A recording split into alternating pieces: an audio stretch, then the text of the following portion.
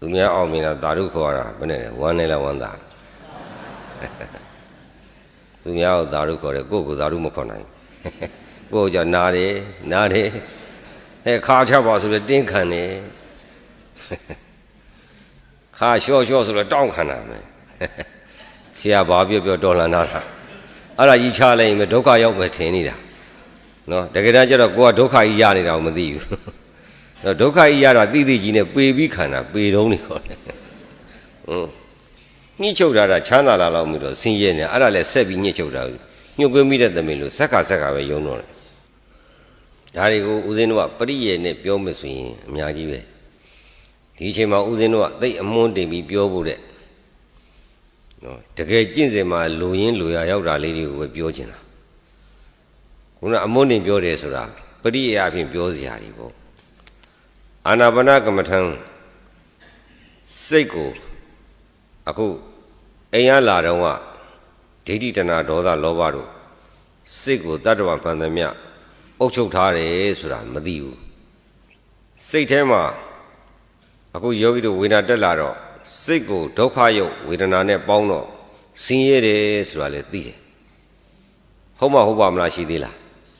သေချာပေါက်ဆင်းရဲတယ်ဆိုတာလည်းသိတယ်ဒါဖြင့်ဆင်းရဲတယ်ဆိုတာသိပေနဲ့ဆင်းရဲမှုဖြစ်ကြောင်းဆင်းရဲမှုချုပ်ကြောင်းကြတော့သိလားမသိဘူးအဲ့ဒါအဝိဇ္ဇာ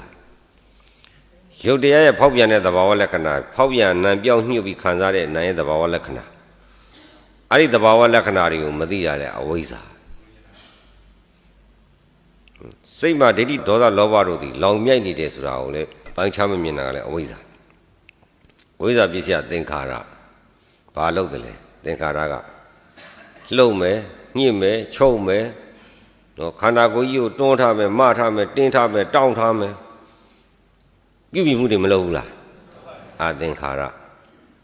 အဝိဇ္ဇာပစ္စယသင်္ခါရဒါပရိယေတွေပြောတာပေါ့ဗျာဒါဒေသနာရလိုက်ဟပ်ပြောမယ်ဆိုတော့အများကြီးပေါ့ဝိဇ္ဇာပစ္စယသင်္ခါရထိုသင်္ခါရတရားသည်တဲ့ဒုက္ခသစ္စာပဲတဲ့ဦးဇင်းတို့လိုချင်တာအာသင်္ကရဒီမှာသင်္ကရလက္ခဏာပြုပြင်တာနိဗ္ဗာန်သည်အာသင်္ကရတပြုပြင်မှုကင်းတာပြုပြင်မှုကင်းတဲ့နိဗ္ဗာန်ကိုမျက်မှောက်ပြုလို့တဲ့စိတ်ကပြုပြင်နေမှုနယ်ပယ်မှာမခွာနိုင်ဘူးဆိုနိဗ္ဗာန်မျက်မှောက်ပြုလို့ရပါမလားဟုတ်ပြီဒါရင်ဘာတွေပြုပြင်တာလဲလို့မေးရင်အဗျာကတနဲ့ပြုပြင်မှုနဲ့ကိလေသာနဲ့ပြုပြင်မှုဆိုတဲ့နှစ်မျိုးရှိအဗျာကတနဲ့ပြုပြင်တာတော့ဖရာယဟန္တာလည်းအဗျာကတနဲ့ပြုပြင်နေတာပဲဓမင်းစာမဲရေချိုးမဲလျောင်းမဲလမ်းလျှောက်မဲကြည့်မဲမြင်မဲရှုမဲရှိုက်မဲတာအဗျာကတတွေခေါ်တယ်ကိလေသာနဲ့ပြုပြင်မှုဆိုတာအရေးကြီးတာပေါ့ဓာတ်လေးပါးဖောက်ပြန်တဲ့အခါကျတော့ထိုဓာတ်လေးပါးပေါ်မှာဒေါသအားဖြင့်ပြုပြင်တာယုံမဲ့ကံမဲ့ဆိုပြီးလှုပ်လို့တဲ့ကာမချမ်းသာကာမယုတ်ကြီးချမ်းသာရကိုလိုချင်တဲ့လောဘအားဖြင့်ပြုလုပ်တဲ့သင်္ခါရတရားငါကိုယ်လိုဆွဲထားတဲ့ငါခံစားတဲ့ငါနာနေတဲ့ငါစင်းတဲ့ဆိုဒိဋ္ဌိနဲ့ရှင်တဲ့သင်္ခါရတရားစိတ်တသင်္ခါရအမှန်ကိုမသိတဲ့စိတ်တသင်္ခါရဆိုတဲ့အဲ့သင်္ခါရတရားတွေဖြစ်တယ်အဲ့သင်္ခါရတရားတွေဖြစ်တော့စိတ်မှမဆင်းရဲဘူးလားဆင်းရဲတယ်အဲ့ဒီစိတ်တသင်္ခါရတွေကိုစွန့်လွှတ်ပြီးတော့အဲ့ဒီစိတ်တသင်္ခါရတွေပြုပြင်တဲ့သင်္ခါရဓာတ်တွေကိုစွန့်လွှတ်ပြီးတော့ဇံသင်္ခါရဓာတ်နဲ့အစားထိုးလိုက်တာလေးနေတာတွေကထိတဲ့နေရာကိုပြောင်းပြီးညှို့ပြီးတော့သိမ့်စီလိုက်တဲ့အခါကျတော့အာဟုဆိုစိတ်တသင်္ခါရတွေရှိသေးလားမရှိတော့အဲ့ဒီလိုအာဟုစိတ်တသင်္ခါရရဲ့ချုပ်ရာကိုသိတာအဲ့ဒါလည်းဝိဇ္ဇာဉာဏ်ပဲအဲ့တော့ဒုက္ခဝေဒနာမှာဒေါသဖြစ်လာတော့ထိုဒုက္ခယုတ်ကနေပြီးဒုက္ခယုတ်ကိုလိုချင်တာလောဘထိုဒုက္ခယုတ်ပေါ်မှာခံစားတဲ့ဝေဒနာနဲ့တကွဒုက္ခခန္ဓာနဲ့ဝေဒနာခန္ဓာနဲ့ဆက်ဆက်ပြီးတဲ့ဖသသင်္ခါရထိုဓမ္မယုတ်ဓမ္မအနန္တကိုမသိမှုဒေါသဒုက္ခအာယုံမှဒုက္ခအာယုံကိုလိုချင်တဲ့လောဘဖြစ်ပေါ်လာတာကိုမသိမှုအဲ့လိုမသိမှုတွေဟာယောဂီတို့အတွက်တန်ត្រာခန္ဓာရလာတဲ့တတ္တဝါမှန်သမျှအဲ့ဒီအမှန်တရားကိုမသိကြဘူးမြတ်စွာဘုရားရှင်ကဒီကိစ္စနဲ့ပတ်သက်ပြီးတော့ပရိယေအားဖြင့်ဟောထားသေးတယ်အာသီဝိသောမသုတ်တံဆိုတာနာဘူးတဲ့လူတွေရှိပါတယ်မနာဘူးတဲ့လူတွေလူရင်းပေါ့အပြစ်ရှိတဲ့ပုဂ္ဂိုလ်ကိုအာနာဘဂဝသားတွေကဖမ်းပြီးတော့အိန္ဒိယနိုင်ငံမှာဖျားဟောတဲ့ဒေသနာပေါ့မဟာရာဂျာဆိုတဲ့ စော်ဘွားတွေမဟာယာဇာပေါ့စော်ဘွားထံအနံမဟာယာဇာစော်ဘွားနေဒီကောင်တတ်စေလို့အမိန့်ချတယ်အပြစ်ရှိတဲ့ကြောင့်ထင်ရှားတော့တတ်စေလို့အမိန့်ချတယ်အဲ့လိုအမိန့်ချတော့နောက်တော့စဉ်းစားတယ်တတ်လည်းအလကားဖြစ်မှာပဲငါခိုင်းစရာအလုပ်ရှိတယ်ဒီအလုပ်ကလည်းသိမိတ်ကြတာနဲ့အတူတူပဲအဲ့တော့မဟာရာဇာစော်ဘွားတွေကတနိုင်ငံနဲ့တနိုင်ငံတိုက်ခိုက်လို့သူတို့ရှုံးမဲ့တင်သူများအသက်မခံဘူးသူတို့ကိုတတ်မဲ့မွေလေးကောင်မွေးထားတာရှိတယ်တကောင်သောမွေကကြိုက်လိုက်လို့ရှိရင်အဖုအပိတ်ပုတ်ပွားပြီးပိနေသီးပုတ်ကြီးလို့ပုတ်ပွားလာတယ်သေရောဓမ္မုတ်ချင်းပုတ်ပွားပြီးတော့တခါတည်းသေတာတကောင်သောမွေကြိုက်လိုက်လို့ရှိရင်ကြောက်တုံးကြီးလို့တင်းတောက်ပြီးတော့သေရောအစိတ်ကပြင်းတယ်တကောင်သောမွေကြိုက်လိုက်လို့ရှိရင်ညီသွေးခဲကြီးလို့ဖြစ်ပြီးတော့သေတယ်တကောင်သောမွေကြိုက်လိုက်လို့ရှိရင်အပိုင်းပိုင်းပြတ်ပြီးတော့သေတယ်အဲ့တော့အပိုင်းပိုင်းပြတ်တဲ့လက္ခဏာဆောင်တဲ့အစိတ်ရှိတဲ့မွေတကောင်ရဲ့ပုတ်ပွားအောင်ဆောင်ပြီးတော့တတ်တတ်တဲ့မွေတကောင်ရဲ့မိသွေးခဲကြီးလို့မဲပြီးတော့ကျွန်းသွားအောင်အစိတ်ပြင်းတဲ့မွေတကောင်ရဲ့ခုနတွန်းကနိုင်ကန္နာရဲ့ဝါရောရဲ့ခုနလိုချွဲကြက်ပြီးတော့ပုတ်ပွားတာပေါ့ချွဲကြက်ပြီးတော့သေအောင်တတ်တဲ့မွေတကောင်ရဲ့ဆိုမွေလေးကောင်ရှိတယ်အဲ့မွေလေးကောင်ကိုသွားပြီးတော့အစာကျွေးရမယ်တိတ်ပေးရမယ်နေ့စဉ်ရေချိုးပေးရမယ်စောက်ရှောက်ရမယ်ပေါ့အမိန့်ချတော့ထောင်ထဲသွားပြီးတော့အဲ့ဒီမွေလေးကောင်သွားပြီးတော့ခုနသေရမယ်ထောင်ကြသားဟာမွေလေးကောင်သွားပြီးတော့သူ့ခန္ဓာကိုယ်မှာတကောင်ချင်းပတ်တော့မွေတွေကလက်မောင်းဘက်ကပတ်ခေါင်းလေးထောင်နေတယ်ဒီဘက်ကလက်မောင်းတကောင်ပတ်ပပင်းကြီးထောင်နေတယ်ခန္ဓာကိုယ်တကောင်ပတ်ပပင်းကြီးထောင်နေတယ်လေပင်တကောင်ပတ်ပပင်းကြီးထောင်ပြီးတော့သူကဘာဖြစ်နေလဲဆိုဒီမွေလေးကောင်ပပင်းထောင်ပြီးတော့ခန္ဓာကိုယ်ပတ်နေရတော့သူကပီတိဖြစ်နေတယ်နှစ်သက်အစာကျွေးရမယ့်အချိန်ကျရင်မွေလေးကောင်အစာကျွေးတယ်ရေချိုးရမယ့်အချိန်ကျရင်ရေချိုးတယ်နော်ယူပေးရမယ့်အချိန်မှာယူပေးတယ်သိပ်ပေးတဲ့အခါကျရင်သိပ်ပေးရတယ်အဲ့လိုလုပ်နေကြတာဒီနေ့ကျတော့အသက်ရှည်စေလို့မသေးစေလို့တဲ့မိကောင်းဆွေကောင်းပညာရှိတယောက်ကနေပြီးတော့ခုနထောင်ကြသားကိုမောင်ရင်မင်းခန္ဓာကိုယ်မှာမင်းလှမဲ့ထင်ပြီးတော့စောက်ရှောက်ပြီးမွေးမြူနေတဲ့အဲ့ဒီမွေလေးကောင်ဟာအစိတ်ပြင်းတယ်သူတို့မကျင်တတ်လို့ပေါက်တတ်လိုက်မယ်ဆိုရင်ခုနလိုပိုင်းပိုင်းပြတ်သွားမယ်မိသွေးကြကြီးလို့ဖြစ်သွားမယ်ပုတ်ပွားသွားမယ်အဲ့လိုချွဲကြက်ပြီးတော့သေသွားမယ်အဲ့လိုတမုတ်ချင်းပြင်းထန်တဲ့အစိတ်တွေရှိတယ်လို့အဲ့လိုပြောတော့ထောင်ကြတာကြောက်လန့်သွားပြီးတော့အဲ့လိုဆိုရင်ကျွန်တော်ဘယ်လိုလုပ်ရမလဲရပါတယ်ကွာတဲ့အဲ့မွေလေးကောင်အိတ်တဲ့ခါမှာအသာခွာချပြီးတော့မွေလေးကောင်ခန္ဓာကိုယ်မှာအသာခွာချပြီးတော့မွေလေးကောင်မှာလွတ်မဲ့ထင်တဲ့လမ်းနောက်လှဲ့မကြည့်စတန်းဖနှောက်တဲ့တင်မှာတသားတဲ့ကြောက်အောင်ပြေယောဂီတို့အဲ့ဒီမှာမှတ်ထားဒိဋ္ဌာနာနော်ဒါတွေကအရေးကြီးတယ်စံကိန်းစံညွန်းလမ်းကြောင်းတွေယတနာရှာမဲ့ပုဂ္ဂိုလ်အတွက်နော်အဲ့ဒါယတနာရှာမဲ့ပုဂ္ဂိုလ်အတွက်မြေပုံတွေပေါ့မြေပုံလမ်းညွန်းတွေပေးတာမွေလေးကောင်ကိုနံပါတ်1ဘာလုပ်ရမလဲမသိဘူးစိတ်ကအိမ်ရောက်နေပုံရတယ်နံပါတ်1ဘာလုပ်ရမလဲသာကွာချနံပါတ်2ဘာရွေးချယ်ရမလဲလွတ်မဲ့ထင်တဲ့လမ်းရွေးရနံပါတ်2ဘာရွေးရမလဲနံပါတ်3ဘာလုပ်ရမလဲလွတ်အောင်ပြေးရ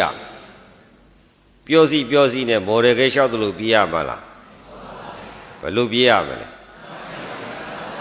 ခဏတော့ဒီမှာတသားတဲ့ကြောင်ပြေးရပြေးတဲ့အခါမှာနောက်ကမွေကိုလှဲ့ကြည့်ပြီးပြေးရမလားလှဲ့မကြည့်ပဲပြေးရမလားအားလုံးဘယ်နှချက်ရှိလဲသွားပြီစောင်းဝဲကြပြီ9ချက်ရှိရမ်းမဖြီးနဲ့9ချက်ရှိတယ်ဘယ်နှချက်ရှိလဲအဲ့ဒီ9ချက်ကိုမသိပဲနဲ့နော်တရားကျင့်လို့မရဘူးတရားလဲကျင့်ကြည်သေးတယ်ဥဒိမိယရှောက်ကျင့်လို့ရပါမလားမရဘူးတဲ့အဲ့ဒါနံပါတ်1အဲ့ဒီနဲ့မွေရလိုက်ထောင်ကြသားပြီးတော့ပညာရှိကနေငါမောင်ရင်မင်းလွတ်အောင်ပြေးမွေလေးကောင်ဆက်လိုက်နေတယ်တဲ့အဲ့လိုနဲ့သူလွတ်အောင်တအားကုန်ပြေးလိုက်တဲ့ခါမွေလေးကောင်မလိုက်နိုင်တော့ဘူးနောက်ကျောင်းပြန်လှဲ့သွားတဲ့အခါကျတော့မွေလွတ်မဲ့နေရာသူရောက်သွားရောရောက်တော့အပန်းပြေထိုင်းနေတဲ့အခါမှာမိတ်ဆွေကောင်းကနေပြီးတော့မောင်ရင်မင်းမနာနဲ့အောင်တဲ့ မွေလေးကောင်တတ်လို့မရလို့မင်းကိုတတ်နိုင်မဲ့နောက်ထပ်မင်းချင်း9ယောက်ဓာ9ချောင်းထမ်းပြီးတော့မင်းနောက်ကိုတတ်ဖို့လွတ်လိုက်ပြီတဲ့မင်းဆက်ပြေးမွေလွတ်တဲ့နေရာမှာထိုင်နေရမလားဆက်ပြေးရမလားဘာလိုက်လို့ပြေးရတာလဲဟုတ်ပြီမင်းချင်း9ယောက်တတ်ဖို့လိုက်လို့ပြေးတာအဲ့တော့မင်းချင်း9ယောက်ကလိုက်ထောင်ကြသားကပြေးနဲ့ပြေးလိုက်တာနောက်လှဲ့ကြီးပြေးရမလားလှဲ့မကြီးပဲပြေးရမလားဖြည်းဖြည်းပြေးရမလားလွတ်အောင်ပြေးရမလားအေးအဲ့ဒါတွေမှတ်ထားအဲ့လိုနဲ့လွတ်သွားတော့မင်းချင်း9ယောက်မလိုက်နိုင်တော့ဘူးတဲ့မလိုက်နိုင်တော့လွတ်တဲ့နေရာဟောလွတ်တဲ့နေရာမင်းချင်း9ယောက်လွတ်တဲ့နေရာမွေလေးကောင်လွတ်တဲ့နေရာဒါလေးတွေကသင်္ကေတလေးတွေမင်းချင်း9ယောက်လွတ်တဲ့နေရာမှာထိုင်ပြီးအပန်းဖြေနေတော့ပညာရှိမိကောင်းဆွေကောင်းနဲ့မောင်ရင်မင်းမနာနဲ့အောင်တဲ့မင်းကိုနောက်ထပ်တတ်ဖို့အတွက်အတွင်းလူယုံလူသားသမားလွတ်လိုက်ပြန်ပြီတဲ့မင်းဆက်ပြေးတဲ့ငကိုတိုင်းပဲပြေးရအောင်လားဘာလိုက်လို့ပြေးရတာလဲလူယုံတတ်လို့ပြေးရတာ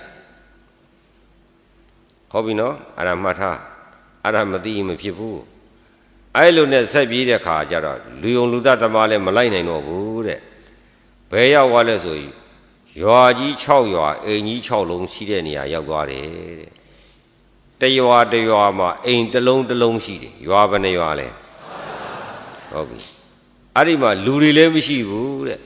သူကပင်ပန်းတော့နဲ့တော့စားစရာများရှိမလားဆိုပြီးတော့အဲ့ဒီအိမ်ကြီးတက်ပြီးအစာရည်စာလိုက်ရှာတာဘာမှလည်းမရှိဘူးဒါရွာ6ရွာအိမ်6လုံးရဲ့သဘာဝလက္ခဏာတွေအဲ့လိုနဲ့သူအဲ့ဒီအိမ်ကြီးမှာနားနေတဲ့အချိန်မှာမိကောင်းဆွေကောင်းပညာရှိကမောင်ရင်မင်းဒီနေရာမှာလည်းနေလို့မရသေးဘူးတဲ့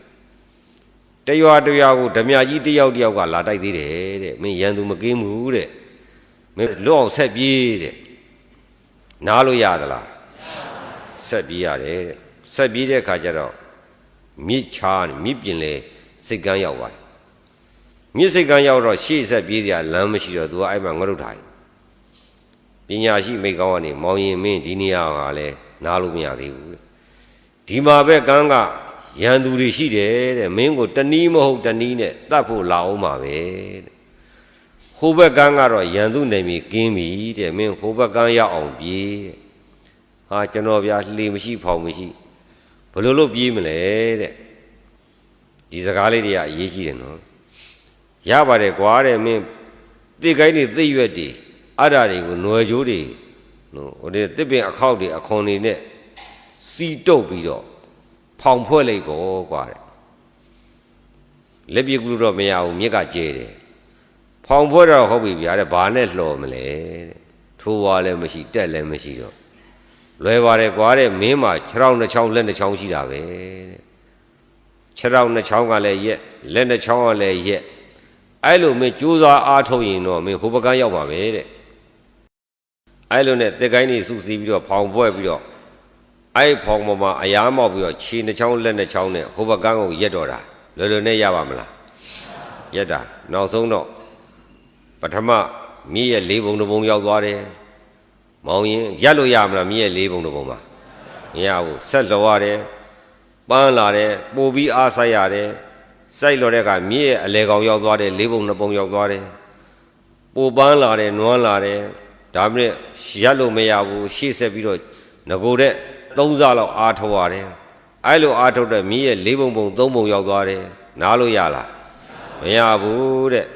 နွမ်းပန်းမလာတာဒါပဲနဲ့အာရင်ကုန်ခန်းတလောက်ဖြစ်လာပြီနဲ့မောင်ရင်တဲ့၄ဘုံ3ဘုံရောက်ပြီးမှဒီနေရာကျမှမင်းအားလျှော့လိုက်မယ်ဆိုမင်းသိမှာတဲ့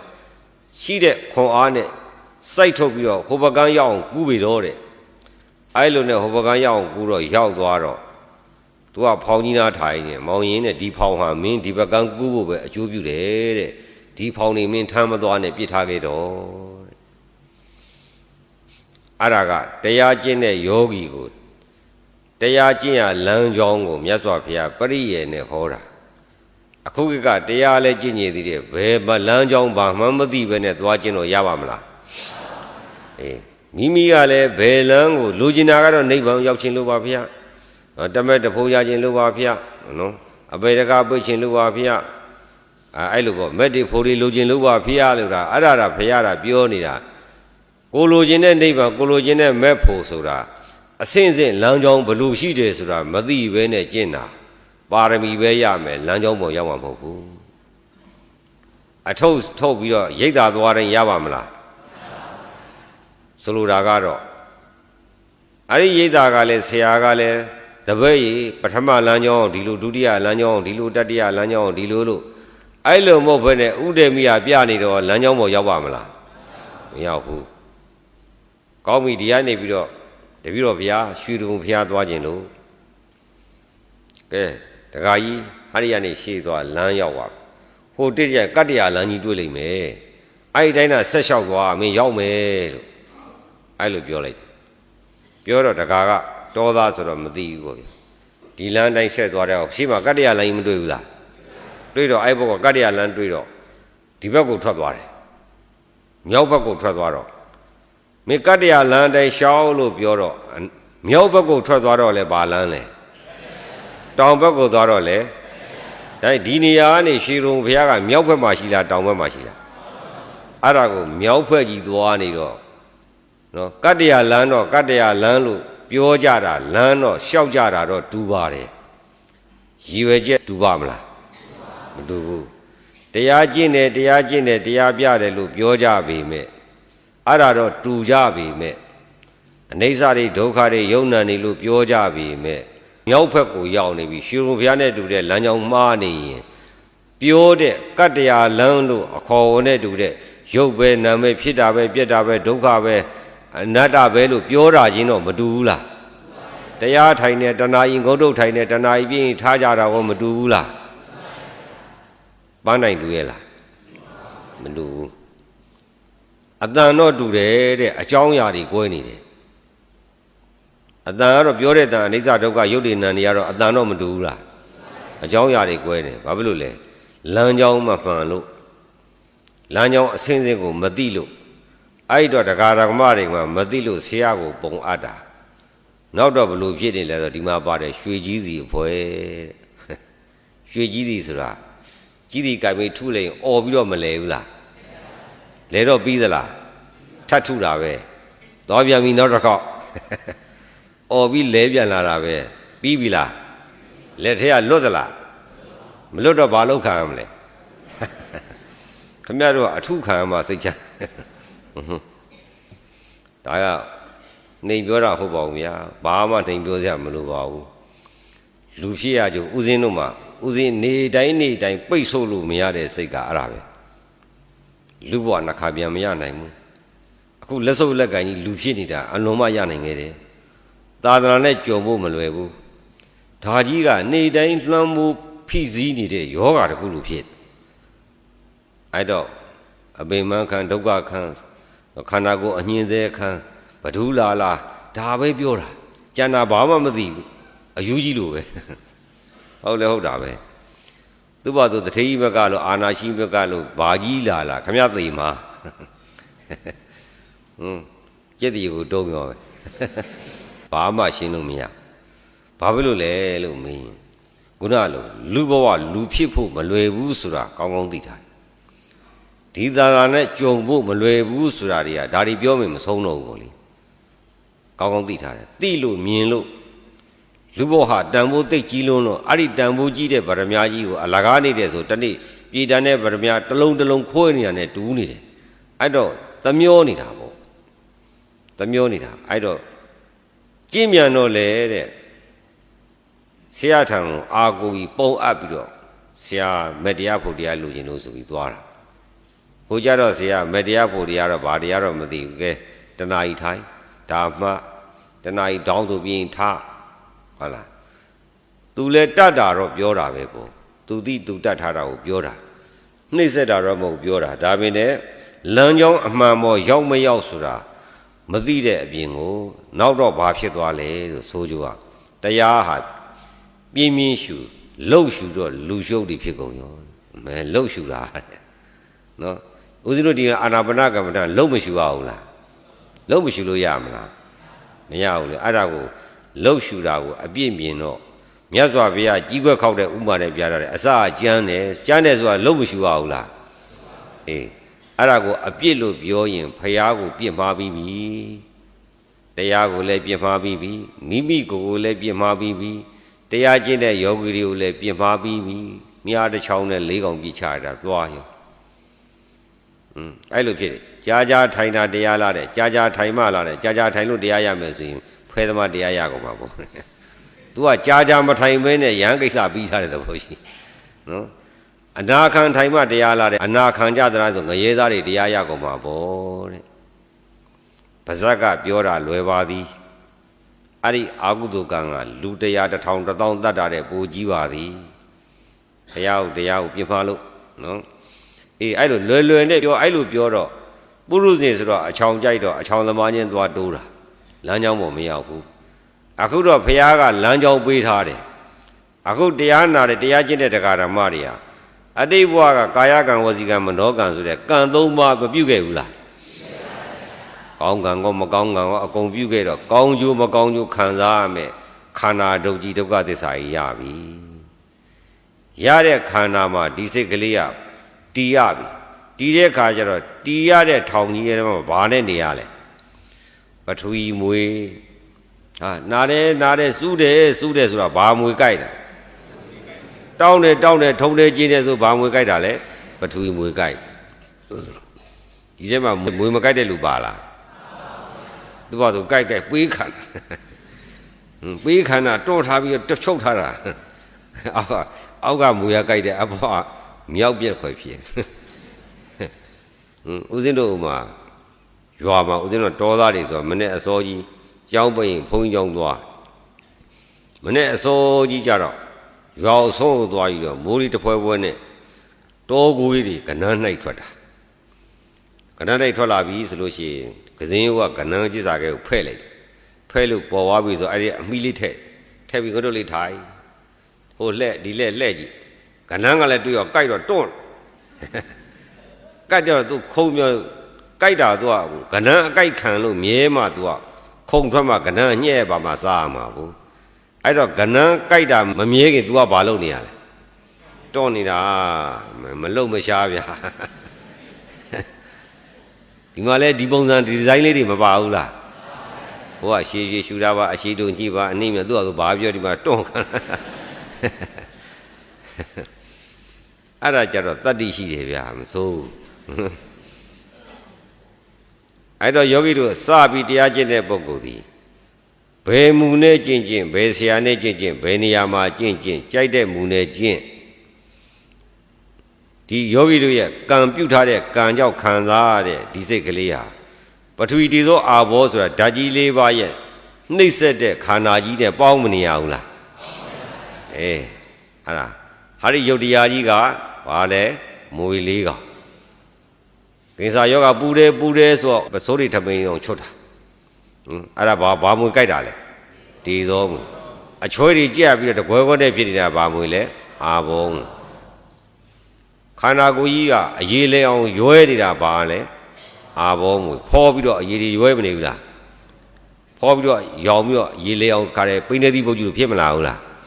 အဲ့ဒါဘာမွေကြိုက်တာလဲအာဘောမွေတေဇောမွေကြတော့ပူလာရဲနဲ့အာဘောမွေကြအချွဲတွေကြိုက်တယ်ပထဝီကြတော့တောင့်တင်းပြီးတော့တခါတည်းကြောက်ခဲကြီးလို့မလုံးမချက်ကြိုက်ခဲပြီးတော့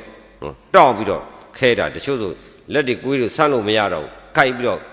ကိုယ်တွေပေါ့အန်သေးနေတယ်လို့ခဲနေတာပထဝီမွေကြိုက်တယ်အဲ့လိုမွေလေးကောင်အခုယောဂီတို့မွေလေးကောင်နဲ့ပေါင်းပြီးတော့ထောင်ကြမနေဘူးလားထောင်တော်မှတပြည့်တော့အပုတ်ထောင်လုံးရှာပါသေးတယ်ဗျာအပုတ်ထောင်ပဲထောင်လဲဘုန်းကြီးနေမပါဘူးဗျာခင်ဗျားတို့အိမ်တောင်တစ်ထောင်နဲ့အားမရလို့နောက်ထပ်အိမ်တောင်ထပ်မချဘူးလားအိမ်တောင်ထပ်ချဒါရင်မရတော့သားထောင်သမီးထောင်ပြန်ချကန်သည်မိထောင်နဲ့ကြမှာပဲတခြားကွယ်မိထောင်နဲ့ကြတော့မခွဲနိုင်တော့မိတာထီလို့အသက်ပါပွင့်သွားမှမတော့အဲ့လိုဖြစ်တာတစ်ထောင်ပြီးတစ်ထောင်ချခံအဲ့လိုနဲ့ယောဂီတို့ကမွေလေးကောင်ပြုတ်ခဲ့တဲ့ကံရဲ့အဟုန်ကြောင့်ကာမဝိပါကဘုဒ္ဓခံရမဲ့ထောင်ကြတဲ့ထောင်မှာမွေလေးကောင်ကြီးဆိုဓာတ်လေးပါးနဲ့ပေါင်းရအဲ့တော့ညောင်းလာပြီဆိုကြိုက်ခဲလာရင်ဘာမွေကြိုက်ပြီလဲပထဝီမွေကြိုက်ပြီပူလာပြီဆိုရင်ဒီဇောမွေကြိုက်ပြီနေဘူးလို့ရေတွေထွက်လာရင်အာဘောမွေကြိုက်ပြီရေစားတယ်ဆိုဘာမွေကြိုက်တာလဲ အာဘောမွေထမင်းစားပြီဆိုရင်ပထဝီမွေပူလာတော့တေဇောမွေနဲ့မွေကြိုက်တာမွေကြီးကိုပဲနေစဉ်ရေချိုးပေးနေရတနခါလင်းရပန်းပန်ရမလုပ်ပေးနေရဘူးလားမဒီကြတဲ့မွေကြီးကိုတော့မှမော်ဒယ်ကဲလုပ်သေးတယ်မွေကြီးမော်ဒယ်ကဲလုပ်သေးတယ်ဟာအေးအဲ့လိုနဲ့နေတော့တနေ့ကျတော့ပညာရှိသူတော်ကောင်းတွေကသတိပေးပြီတရားဓမ္မတွေတနေ့ဒီမွေလေးကောင်တတ်လိုက်မယ်ကိုရှိရမွေတတ်လို့သေသွားတဲ့ပုံကိုယ်တွေမတွေ့ဘူးလားတွေ့တယ်ကြောက်သလားအဲ့တော့တပည့်တော်ဘယ်လိုလွတ်အောင်ရုံးရမလဲငွေတော့ရနေပါပြီမွေလေးကောင်လွတ်ချလို့ရသေးလားမရဘူးဒါပြင်မလွတ်လို့ရပါမလားမလွတ်အောင်လွတ်ရမှာဒီမွေလေးကောင်ကိုအသာခွာချပြီးတော့မွေလေးကောင်ဘာလုပ်ရမလဲအခုကအသာခွာချလားအတင်းကြီးချုပ်နေလားတော်တာပေါ့ဖရာပုံကန်တဲ့လူတွေဒင်းတို့ပဲဖရာကအသာခွာချဖို့ဆိုအတင်းကြီးချုပ်နေဟဲ့ခါချဆိုအတင်းကျစ်ဆန်တာလေဟုတ်ပြီနော်အောက်ကပေါင်ကြီးကချုပ်ပြီးတော့ပေးတိပြီးနောက်လှန်တော့ကော့တာတွေရောမလင်းနေသမားကြာနေတယ်ခါဂလော့ကလန်တော့ပေးတယ်တိရွက်ချောင်းမီးသိင်းတယ်လို့တွန့်လိန်နေတာဘာအစိတ်တက်မွေစိတ်တက်မွေကိုပေါင်းလို့လားခွာချလို့လားအေးအဲ့ဒါလည်းသိတာပဲဒီခန္ဓာကိုယ်ကြီးကကောင်းကျိုးချမ်းသာမြူမမရှိတဲ့ဒုက္ခတက်တာလင်ပေးတတ်တဲ့ဒုက္ခဒုံကြီးအဲ့ဒီဓာတ်လေးပါးဒုက္ခဒုံကြီးကိုအသာခွာချပါလို့ဘုရားမခိုင်းဘူးလားအဲ့လိုအသာခွာကြပါဆိုပြီးတော့တရားဝါထုတ်တယ်ဝေဒနာလည်းတက်လာကောပူတယ်ထုံတယ်မှတ်တော့မွေလွတ်အောင်ပြေးနေရလားမွေလိုက်ဖမ်းနေတာဒီတဲ့ပါသေးလားနော်ဒီလိုမှတ်တာမှတ်တရားဆိုမှတ်တရားဆိုတော့နော်ပထမကမ္မဋ္ဌာန်းမှတ်တာပေါ့နောက်ဝေဒနာလည်းတက်လာကောစိတ်ကမမှတ်ချင်မဲနဲ့လည်းဝေဒနာရှိရောက်မသွားဘူးလားရောက်တော့ဘာလုပ်ပြီလဲတရားခွာနိုင်ရဲ့လားမခွာနိုင်တော့သူ့တရားလုပ်ပေးလိုက်တယ်မှတ်ဟာဆိုမှတ်တော့တိုးမှတ်တော့ခံနိုင်သေးလားမခံနိုင်တော့ဘာပြောင်းသွားလဲကမ္မထပြင်းနေဆိုပြီးပြောင်းသွားဘာဖြစ်လို့လဲမွေကြိုက်တဲ့တံမခံနိုင်လို့ဖះကတော့မွေလေးကောင်ကိုလွတ်ပြီးတော့အသာခွာချပါဆိုတော့ကိုကမွေနောက်လိုက်အဲ့လိုကြင်ကြံမှုတည်မွေလွတ်ကြောင်းလားမွေကြိုက်ကြောင်းလားဖះကမွေလေးကောင်လွတ်အောင်ခွာချရမှာစကျင့်တဲ့ယောဂီသည်ဟာဓာတ်ကြီးလေးပါတရားပဲဆိုပြီးတော့မွေသွားမဖမ်းနဲ့ကော့သွားမယ်ဗျာအစိတ်တက်ကုန်ဒီဓာတ်လေးပါရုပ်တရားအနိစ္စဒုက္ခအနတ္တရှုတာတရားသလားလို့မင်းဒီချိန်မှာတရားသလားမတရားဘူးခွာချရမယ်အခန်းပဲရှိသေးတယ်သူ့ကိုရှုရမယ်အခန်းမဟုတ်သေးဘူးတဲ့မွေလေးကောင်အသာခွာချရမယ်အခန်းအဲ့ဒီအခန်းကြီးတော့ဦးဇင်းနောက်ပိုင်းနေကြတော့ပေါင်းပြီးတော့ဟောပါမယ်အခုတွေကတော့လူရင်းပဲဟောပါမယ်မွေလေးကောင်အသာခွာချပြီးတော့လွတ်အောင်မွေလေးကောင်လွတ်မဲ့ထင်တဲ့လမ်းပြေးရအောင်မယ်ဖောင်းနေပိန်နေနဲ့အဲ့ဒီကမ္မထမ်းသည်ဓာကြီးလေးပါဖောက်ပြန်မှုမှမလွတ်ဘူးလားလွတ်တဲ့နေရာပြေးလို့မရဘူးလားပြေးမှန်းနေဒါရင်ဖောင်းနေပိန်နေမှတ်တယ်ဆိုရင်အဲ့ဒီလမ်းသည်ရုပ်ကမ္မထမ်းအဲ့ဒီဖောင်းပိန်မှုကမ္မထမ်းအာယုံမှာစိတ်ကိုလွတ်အောင်ပြေးရမယ်သိသိရမယ်ဟာကိုအောက်ကဝင်လာလဲတက်လာတော့ကြိုက်တယ်ထုံတယ်သွားလို့တော့လမ်းမှန်သေးလားနောက်ကျောင်းပြန်လှည့်မနေဘူးလားဖះကမလှည့်ခိုင်းဘူးတဲ့မွေလေးကောင်လွတ်မဲ့ထင်တဲ့လမ်းကဖောင်းနေပိန်တယ်လို့အမိပြုမဲ့ကမ္မထမ်းသည်မွေလေးကောင်လွတ်တယ်အဲ့လွတ်မဲ့ထင်တဲ့လမ်းဆေးရတာနီးခံပြီးတော့ပြေးပေါ့ချောင်းပြေးရမှာလားကြိုးစားပြီးအားထုတ်ပြေးရမှာအောက်ကမွေလေးကောင်လှည့်ကြည့်ရမှာလားလှည့်မကြည့်ရဘူးလားအေးဖះဟောဒေသနာနဲ့ပြောတာဥစဉ်ထင်ရလျှောက်ပြောတာမဟုတ်ဘူးဟောပြီနော်ဖះဒီတိုင်းဟောထားတဲ့ယောဂီတို့ကမွေပြန်ဖက်တော့ချမ်းသာမှုရှိသေးလားအဲ့ဒါကြီးဖះအခုဒီမှာအနိစ္စဒုက္ခပူတယ်တင်းနဲ့တောင်းတယ်မှတ်ပါလို့ခိုင်းလို့ရပါမလားမရဘူးဥစဉ်ပြောသလိုဆင်တူရိုးမှအတန်တူအကြောင်းကွင်းအစင်ကတော့တူနေတယ်နော်ပထဝီဓာတ်ဒေဇောဓာတ်အာဘောဓာတ်ဝိပဿနာရှုတယ်ဆိုအစင်တော့တူနေနော်ဆင်တူအယိုးမားတယ်အကြောင်းအရာကွဲတယ်အတန်တူတယ်အေးအဲ့တော့ဒီအချိန်ကတမာတိနဲ့ပြေးပညာနဲ့ပြေးဆိုတဲ့အဲ့ဒီအပြေးနှစ်ခုမှာဒီကဏ္ဍဒီအချိန်က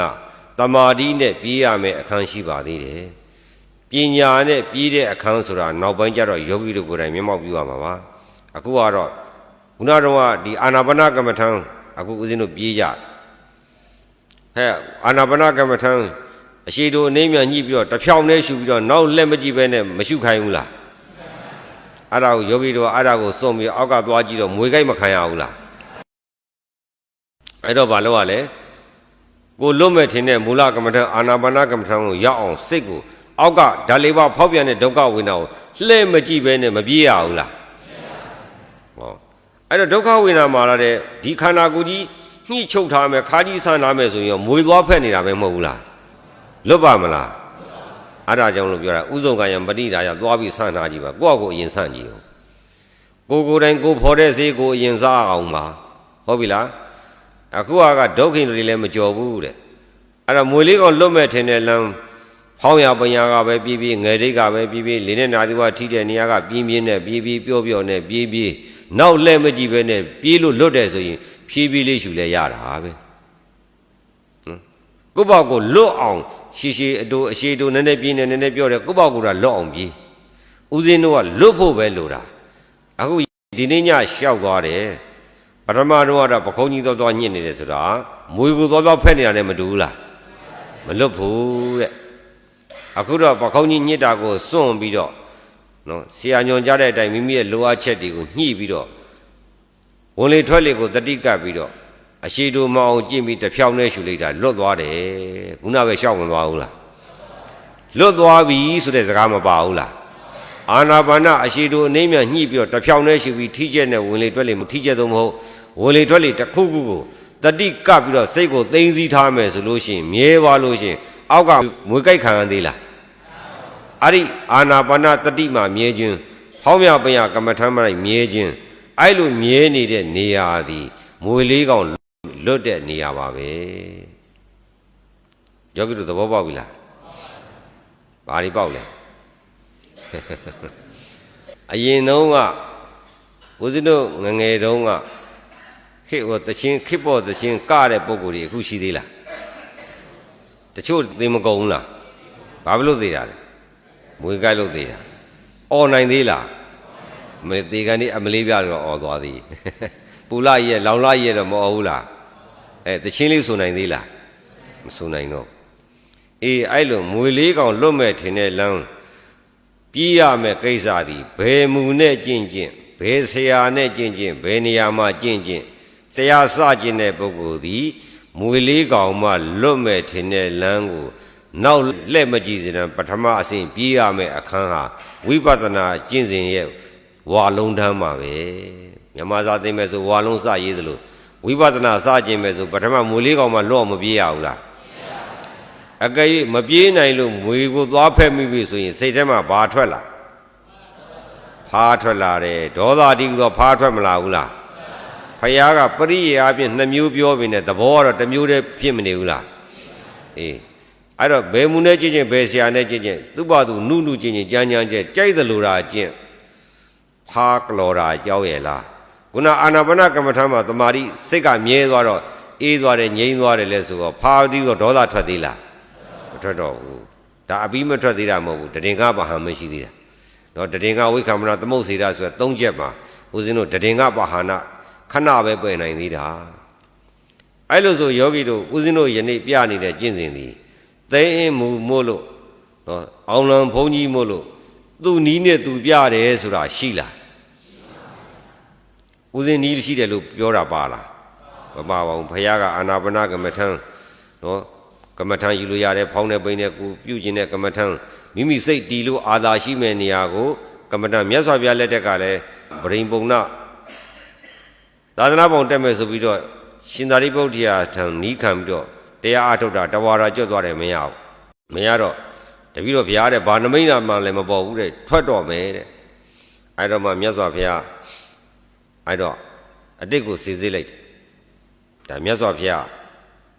ဗုဒ္ဓနဲ့ကျွတ်မဲ့ပုဂ္ဂိုလ်ကတာဝကဘလောက်ပဲတကူကြီးကြီးပညာကြီးကြီးမကျွတ်ဘူးဆိုတဲ့အကြောင်းမြတ်စွာဘုရားပညာပြလိုက်တာအဲ့တော့မြတ်စွာဘုရားကအတိတ်ကိုဆင်ញင်ပြီးတော့ဒီမောင်ပုံနာကအတိတ်ကပဒိန်သေးဘဝနဲ့ဘဝ900နေကြတော့သူက နုနုဖဖရွရွလှလှရွှေတွေကိုလှုပ်ခဲ့တော့အဲ့ဒီပုံမှာ तू ကစွဲလာတဲ့စိတ်ရှိအဲ့ဒါမှမြတ်စွာဘုရားအဘိညာဉ်နဲ့ရွှေကြာပန်းကြီးဖန်ဆင်းလိုက်တာရွှေကြာပန်းလေးဖြစ်ရောအဲ့မောင်ပုံနဲ့တခါတည်းစူးဆက်ဆက်ရှိတော့တာပဲသတိပ္ပံတရားလေးထဲမှာကမ္မထမ်း40ထဲမှာရွှေကြာပန်းမပါဘူးလို့ပြောလို့ရပါမလားမရဘူးတဲ့ကမ္မဌာနပိသရင်တော်ပြီအဲ့မှာရွှေတော်မှလူချင်းနဲ့တက်နေတဲ့တဏှာမပါဘူးလားအေးအဲ့ဒါဦးဇင်းနောက်တော့ရှင်းမယ်တဏှာမပါဘဲနဲ့မရဘူးတဏှာကိုလှည့်ပြားပြီးတော့ဘုရားဘလို့သိမ့်သိမ့်သွားတယ်ဆိုတော့နောက်ပိုင်းကျမှရှင်းမယ်အေးအခုလေကမ္မထမ်းဆိုတာခုနကြာပန်းကြီးရွှေကြာပန်းလောက်ပြတာအဲ့ဒါကမ္မထမ်း40ထဲမှာမပါဘူးဒါပဲနဲ့အစင်းအားဖြင့်လဲတီရေပဲတီအလင်းပဲတီအာဂတပဲဒီသဘောပါတော့ပါတယ်ပေါ့ဟုတ်ဖောင်းတဲ့ပိန်နဲ့လဲစိတ်တီယာမိယာပဲကိရိတာလွတ်တဲ့နေရာပဲရွှွန့်ချက်ကြီးလဲဒီလိုပဲတီယာမိယာပဲဒီသဘောပါလားလို့အဲ့လိုမသုံးသပ်ပဲနဲ့ဒါ